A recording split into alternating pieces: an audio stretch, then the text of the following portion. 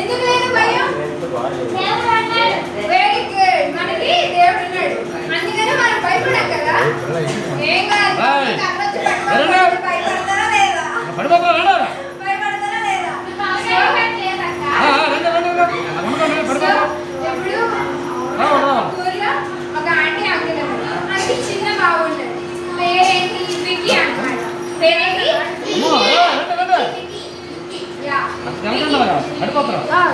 విక్కీ తమ్ముడు ఉన్నాడు అన్నమాట.